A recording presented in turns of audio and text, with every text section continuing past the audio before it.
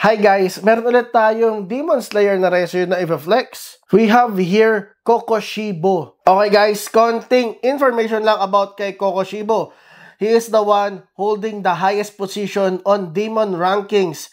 He is the upper rank 1. And nearly 5 centuries ago, Kokoshibo was a human by the name Michikatsu Sugikuni, a former demon slayer. And he was the older twin brother of Yurichi Sugikuni. Ayan, ano pala siya, no? Kuya ni Ruichi. Kaya merong makikita nyo sa kanyang resin, merong mga nakasabit na earrings ng pamilya na ata nila, no? Kasi ganyan din yung suot ni Tanjiro. Makikita nyo sa kanyang background is yung buwan. Kasi nga gumagamit siya ng moon breathing, pulang-pula, diba? Kasi demonyo na siya, guys. Napakaganda ng detail from the base sa kanyang sword, guys. Makikita nyo rin yung mga mata. Ayan, napakaganda rin ang detail ng kanyang 6 na mata, kanyang hauri. At kung gusto nyo makita sa personal, itong Kokoshibo, no, at makita pa ng more lessons, visit us at the Mother Base Toys and Collectibles, Green Hills!